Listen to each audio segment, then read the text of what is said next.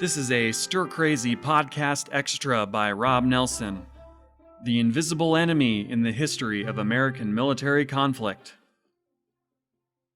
The spread of the COVID-19 virus in recent months has led to a belief around the world that the scale and devastation of this virus is unprecedented.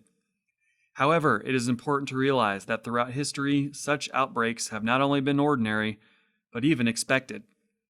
Proof for this statement can be found in most any nation's history of armed military conflict.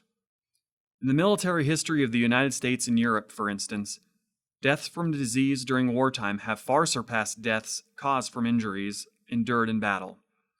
During the Napoleonic Wars in Europe from 1803 to 1815, the number of soldiers who died from disease compared to the number who died from battle wounds produced a ratio of 8 to 1. During the Mexican-American War from 1846 to 1848, the ratio was 7 to 1, and in the U.S. Civil War from 1861 to 1865, the ratio was 2 to 1.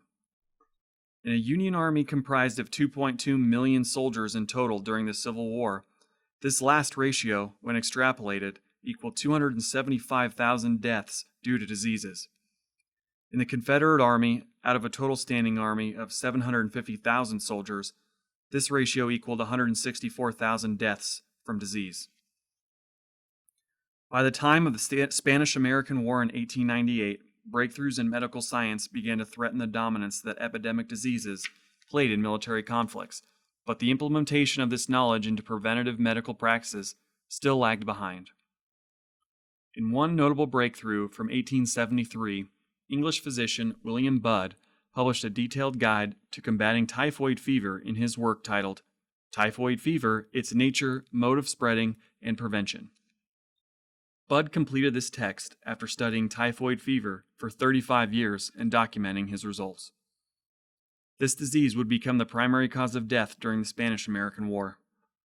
Unfortunately, works like these from Dr. Budd did not gain the traction required to impact the structure of the American military in time to prevent unnecessary deaths from occurring during this war.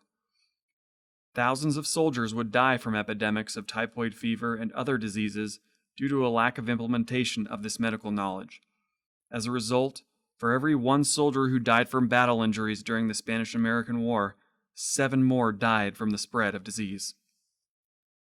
This tragedy can be observed at the local level with the example of the 2nd Nebraska Volunteer Infantry Regiment, which served between May and August of 1898. The 2nd Nebraska was mustered into service in Lincoln, Nebraska on May 12, 1898 at the start of the conflict.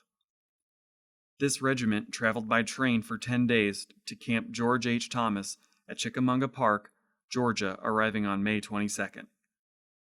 What greeted the 2nd Nebraska were 60,000 other soldiers from across the United States who had all been delivered to Camp Thomas, making it the largest training camp in the U.S. military at that time. This camp and others like it came to be havens for the spread of epidemic diseases, especially typhoid fever and malaria. Typhoid fever, which is spread through contact with infected fecal matter, was able to contaminate large training encampments located in the southern states like Camp Thomas in Georgia. It spread due to such factors as the toughness of the clay soil in some of the camps, which made it difficult to dig deep enough to bury human waste or to cover it properly. Another problem was the sheer size of the camps in terms of population, which led to extraordinary amounts of human waste being improperly disposed of. The waste generated at Camp George Thomas, between 60,000 men in a single day, amounted to 21,000 gallons of urine and 9.4 tons of feces. All of these conditions led to the contamination of fresh water sources, which all but ensured typhoid outbreaks of epidemic proportions in these national encampments. From the arrival of the 2nd Nebraska Volunteer Infantry on May 22nd until August 29th, when the 2nd Nebraska began their journey back to Omaha, 167 men out of a total 1,303 soldiers contracted typhoid fever, and of that number, 22 died as a result. This statistic may not seem particularly noteworthy until it is mentioned that no one from this regiment ever saw combat of any kind, nor did they even leave the encampment. The numbers of men lost in the 2nd Nebraska were comparable to regiments from all over the nation.